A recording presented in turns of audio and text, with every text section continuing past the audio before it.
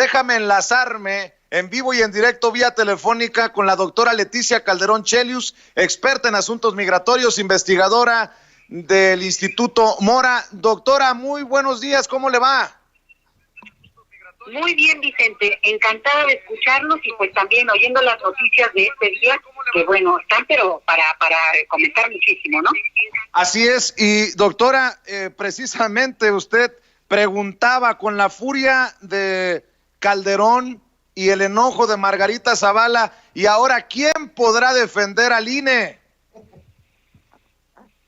Pues sí, Vicente, porque se pusieron muy bravos contra el INE, y bueno, tendrán sus razones y lo llevarán al tribunal, y yo creo que es la ruta, digamos, jurídica que corresponde a ellos, que son abogados, que son políticos de una trayectoria tan larga, digamos, más dinero que pareja presidencial durante 6 años en este país, pues saben muy bien que eso es lo que corresponde. Entonces, esto de estar yendo a los medios y de tener una, digamos, una visibilidad en términos de un proceso que efectivamente no ha acabado, pues realmente muestra aquí un cambio. Bueno, creo que hemos perdido la comunicación con la doctora Leticia Calderón Chelius. Permítame restablecer esta comunicación. ¿Quién va a defender al INE de esta furia de Felipe Calderón, que en ocasiones pareciera ser desmedida contra, y mire que no estoy defendiendo a Lorenzo Córdoba, que no es santo de mi devoción, ni a Ciro Murayama, pero andan desatados, doctora? Bueno, pues le retomamos desde ahí, Vicente, y creo que aquí el punto para mí de lo interesante es que por todo este tiempo decía yo que bueno, ha habido un golpeteo muy fuerte respecto al hecho de que el INE ha tenido responsabilidad, algunos consejeros muy visibles, muy críticos, de manera, digamos, a título personal, pero de repente, dado que representan a una institución que es árbitro, pues un poco fuera de lugar los comentarios. Yo creo que ya no tengo ni que personalizar porque es muy claro.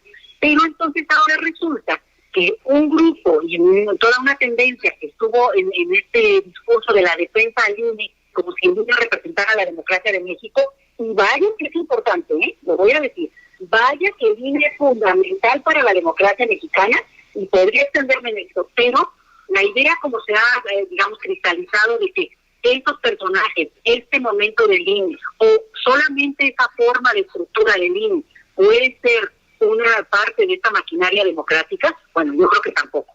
El punto es que ante tanta defensa y como, digamos, la bandera para criticar al gobierno, defendamos al INE, como si eso implicara, digamos, la oposición directa al actual gobierno, pues se cae ahora.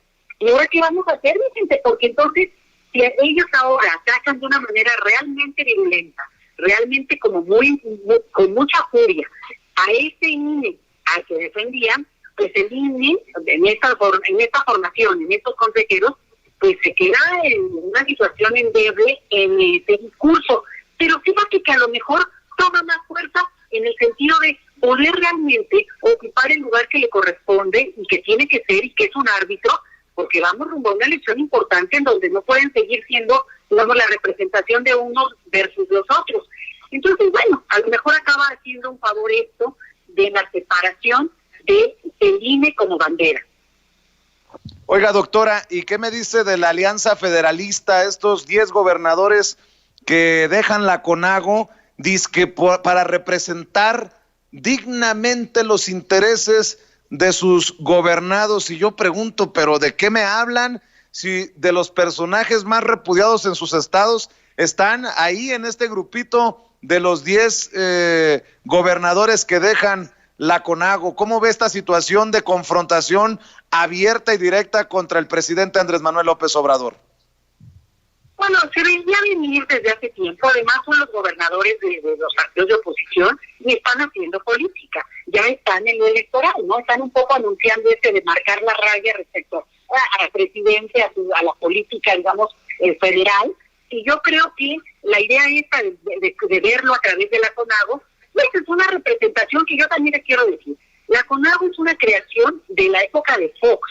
Entonces también puede ser que ya llegó a su fin en términos de la figura que representaba y digamos la parte negativa de esa formación es que lo que creó la fortaleza de, como se dio, la fortaleza de estos las gobernaturas es que son señores feudales que no dan cuenta y que realmente parte del problema a nivel nacional, por ejemplo, de la violencia, de la desigualdad, de la forma de combatir tantas cosas, tiene que ver con que se encumbraron de una manera impresionante, y ahí tenemos los casos simplemente de los Duartes, ¿no? El Duarte de Veracruz, el Duarte de Chihuahua, que se aprovecharon esta figura de crecer a los gobernadores, pues al final lo que pasó es que también crearon monstruos, Vicente.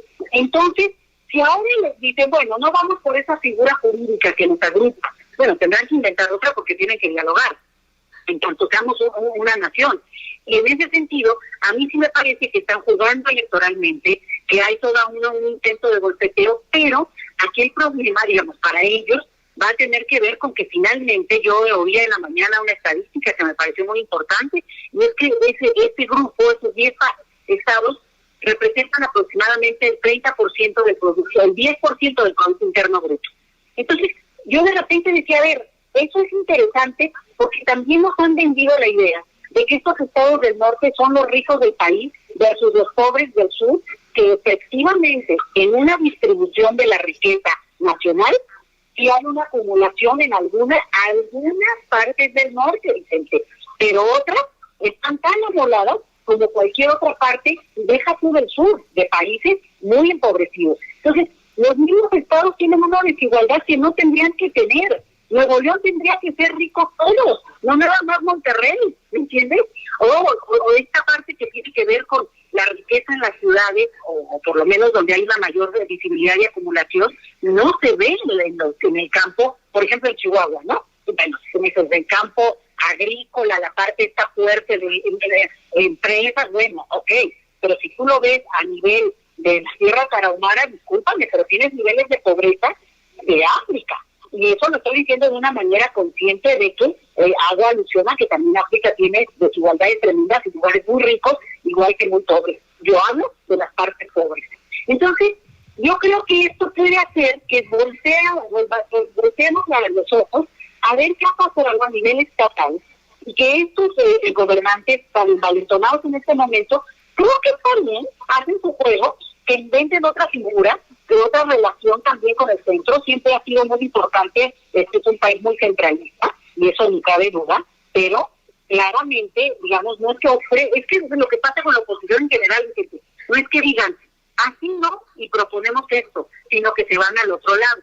Y nada más un puntito de esto, como el que la bandera de alguna manera, o el que salió a hablar, es Corral de Chihuahua, es interesante porque es un personaje del PAN, gobernador del PAN, pues la verdad de los decentes del PAN, y que entonces estamos viendo ahorita también cómo empieza a crecerse en términos de lo que podría ser el liderazgo, cuando viene una elección en donde ella sale, pero bueno, tendrá ahí su influencia para que quede su grupo, lo que tú quieras, pero sale. Entonces también él se está posicionando a su futuro político, que bueno, ahí más bien que tendría que Felipe Calderón, porque ese sí sería un candidato, digamos, de una, derecha tradicional del PAN, pero con la lealtad que le ha mantenido al PAN, por lo menos, digamos, no hizo lo que hicieron los Calderón Zavala de dar la patada a su partido de origen, ¿no? Entonces, estamos viendo reconfiguraciones, nuevos actores políticos en otro sentido, y esto yo lo vería como un episodio que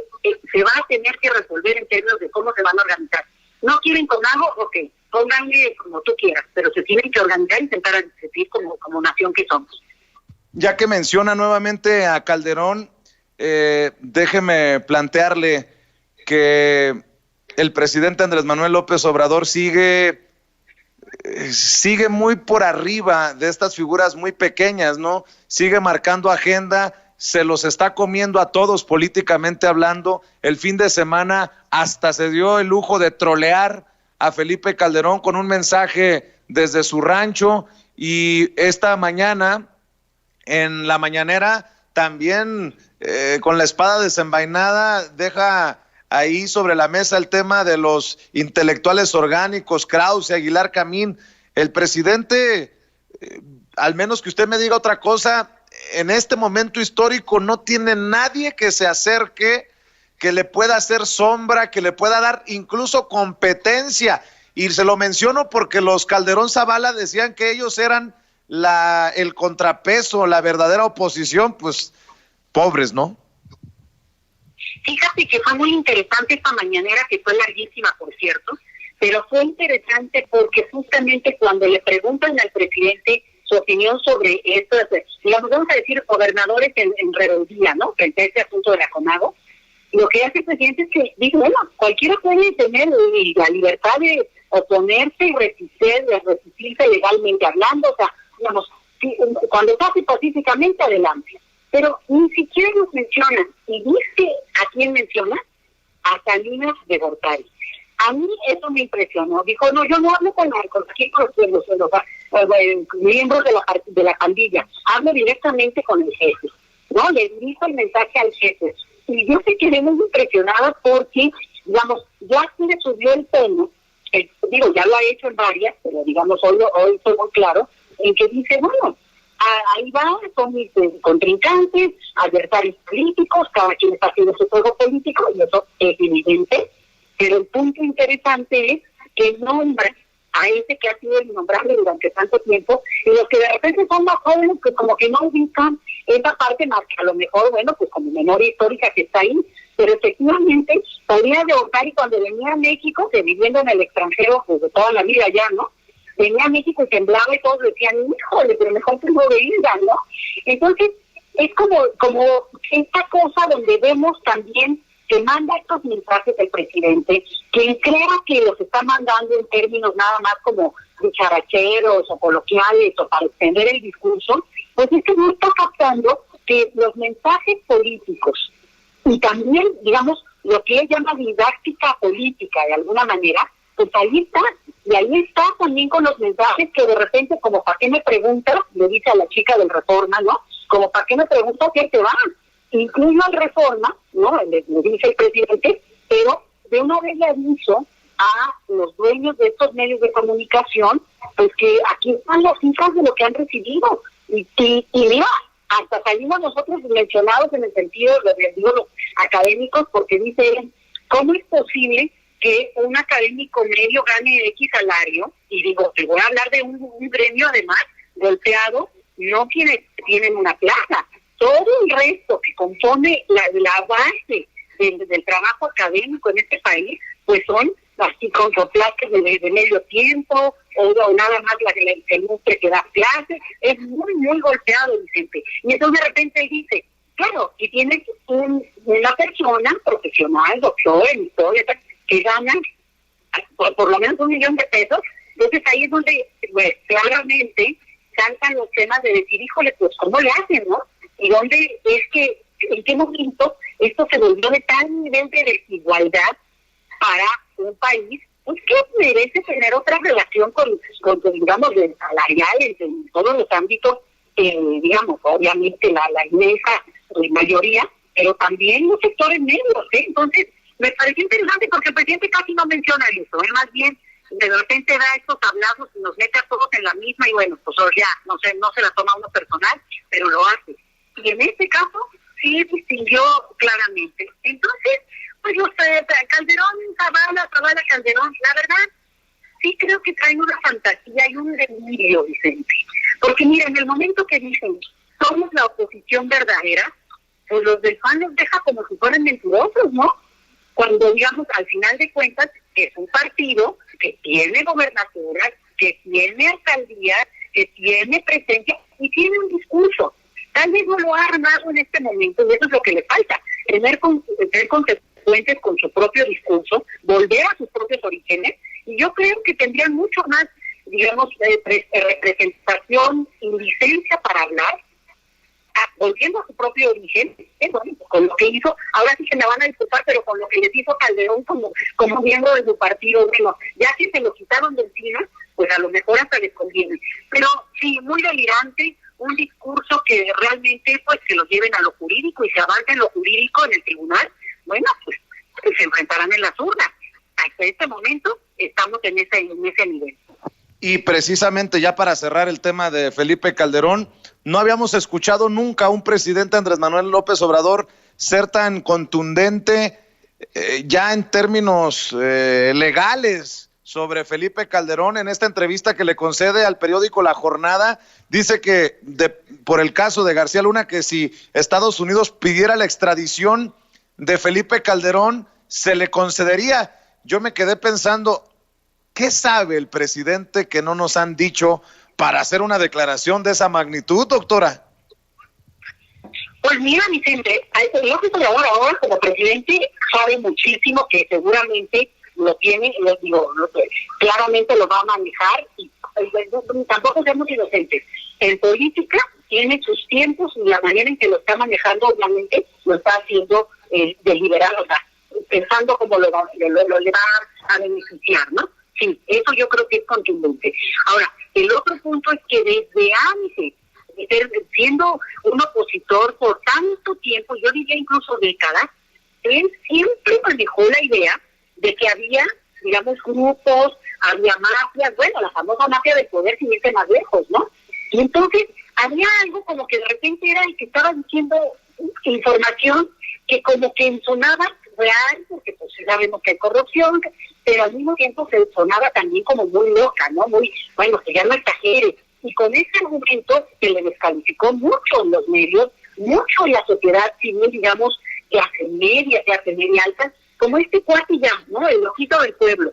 Oye, resulta que se quedó corto el presidente, se quedó corto en todo lo que hemos visto realmente de redes, contubernio, para hacer negocios a partir del presupuesto federal y estatal. Entonces, con esta información, es muy interesante lo que tú preguntas, porque al final, cuando ya él se atreve a decir eso, y mira, la verdad es que si seguimos siendo inocentes de creer que, decía yo, ¿no?, que habla así como soltando nada más palabras o para ocupar el espacio, pues sinceramente no estamos viendo el bosque, como se dice.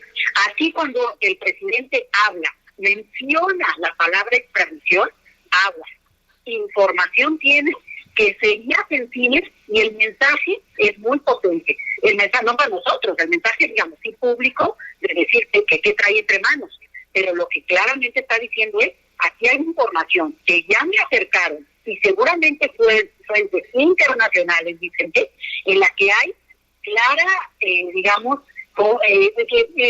complicidad que puede haber desde el poder más alto de este país en algunas de las cosas que se están hoy discutiendo en algunos tribunales en Estados Unidos. Ojo con eso, está interesantísimo, ¿eh? Así es, y a mí me ha dado mucho gusto, ya que estamos hablando de Estados Unidos, ver cómo los mexicanos en el extranjero, los mexicanos sobre todo en la Unión Americana, se han estado organizando para recaudar firmas para la consulta popular para enjuiciar a los expresidentes. Doctora, ¿cómo ve el proceso también al otro lado de la frontera? Mira, yo no veo muy bien, te voy a decir por qué. Porque para mí cualquier forma de participación política pacífica es una forma de formar ciudadanía. Y durante mucho tiempo hemos hablado de ciudadanía transnacional, ciudadanía binacional, en el caso México-Estados Unidos, y esa solo se construye, no es un membrete, se construye participando. Y participar no es solo votar, es informarte, mantenerte atento, darle seguimiento, y si hay acciones que cada uno considera loables o que corresponden a su forma de ver la política, el mundo y la forma de ser miembro de esa comunidad, pues a mí me parece que eso es esencial para todo el país. Bueno, mucho bien. Bueno, se nos ha ido la doctora Leticia Calderón Chelius, permítame regresar con ella, pero esto es importante, Toño, cualquier participación política hace ciudadanía, dice la doctora Leticia Calderón Chelius. Así es, nos guste o no, queramos o no esta firma o esta consulta para juzgar a expresidentes, estemos de acuerdo o no, hay que participar. Eso es esencial, como dice la doctora Leticia Calderón Chelius. Cualquier forma de participación democrática es esencial para que podamos seguir construyendo, sea aquí en los Estados Unidos, como mexicanos, como paisanos, y seguir exigiendo, o sea, ya en México. Si usted, por ejemplo, no está de acuerdo con la consulta para juzgar a expresidentes, firme para que no, por ejemplo, ¿no? Aunque lo que sí creo, Vicente, es que no va a haber gente que no quiera firmar por esto. Desafortunadamente estamos en medio de una pandemia, desafortunadamente estamos en medio de una problemática en la que mucha gente ni siquiera sale a las calles, y aún así lo estamos viendo en ciudades aquí en los Estados Unidos y por supuesto que en México, gente participando para firmar en esta, claro, para que exista esta consulta para juzgar expresidentes. Y casi te puedo garantizar, te lo firmo, mi querido Toño, que son más los que están firmando para la consulta popular para enjuiciar a expresidentes que los que saca Frena y que tanto cacarean en diferentes partes de Estados Unidos. Doctora, la seguimos escuchando con este análisis y me fascinó eso que decía, que cualquier participación política pacífica hace ciudadanía. Y sí es, Vicente, y fíjate que no tiene que ser a favor del gobierno tampoco, creo que también estando en contra, siendo pacífica, es absolutamente legítima y necesaria, porque al final de cuentas es una manera de canalizar la energía y la visión que tenemos de lo que debería de ser lo político, y eso es parte importante también de una democracia. Entonces, en el caso de los mexicanos que radican en el extranjero, siendo uno de los países de mayor expulsión de su población durante décadas, pues obviamente hay población que vive en todas partes, principalmente en Estados Unidos. 98% de nuestros mexicanos que radican fuera están ahí. Entonces, lo interesante es que a efecto de ese asunto político se han activado para criticar, muy bien también, lo mencionabas ahora, pero también de manera importante y muy visible, y muy con mucho jolgorio, también como mucha festividad, para firmar para que enjuicien a los expresidentes. A mí se me hace muy relevante, ocurrió durante las elecciones, se dio este proceso también de participación, directamente voto, pero también de algunas manifestaciones desde, en este caso, países europeos, ¿no? Como en Francia, en lugares simbólicos, la Torre Eiffel o algún lugar, ¿no? En Madrid, la gente mandando señales de que están atentos de lo que pasa en su país de origen, de que están siguiendo la política, y en este caso es una convocatoria muy precisa. Bueno, usted, si le interesa, va y firma.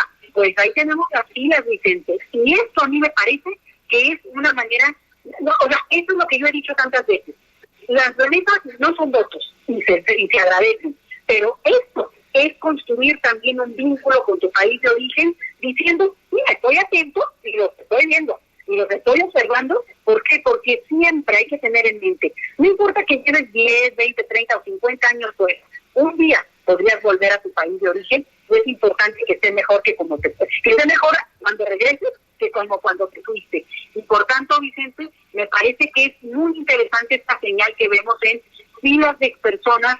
Yo las he visto en Francia, las he visto en España, las he visto en varias ciudades de Estados Unidos, y bueno, no quiero dejar de mencionar que también aquí en el país sigue este asunto, ni más ni menos mis vecinos de aquí de San Juan Mixcoac, que tienen ahí puesta su mesita para que la gente pase a firmar, y bueno, pues ahí andamos. Pero sí te lo digo, Vicente, porque yo lo veo con ojos de politóloga, de analista, y me parece que eso es importante, que le quitemos la parte solamente de estar a favor o en contra del gobierno. Tratemos de verlo, lo mismo que los claxonazos, lo mismo. Tienen el derecho de manifestarse, el chiste es construir el argumento. Con razón de que, no es como para gritar, pues bueno, pues también se vale, pero me parece que pierde fuerza y se descalifica. Una cosa que tiene por lo menos una dirección y un contenido tan potente como esto que te voy a decir, y es, una frase linda que de Milán Kundera, que es: la lucha del hombre contra el poder es la lucha de la memoria contra el olvido, Vicente. Y esa frase es esta idea de por qué firmar. Firmar porque la memoria tiene que ser una bandera de lucha para no dejar que siga la impunidad. Pues doctora, dejemos aquí en esta oportunidad el análisis, si me permite, y yo agradecido por siempre su disposición a hablar sin máscara, sin pelos en la lengua, sin censura. Le mandamos un abrazo y quedemos al pendiente para el próximo martes, doctora. Así estaremos el martes, Vicente, y un saludo a todos, a Toño, y bueno, extrañándote, obviamente. Gracias, es la doctora Leticia Calderón Chelius, experta en asuntos migratorios, investigadora del Instituto Mora, hablando con nosotros sin censura.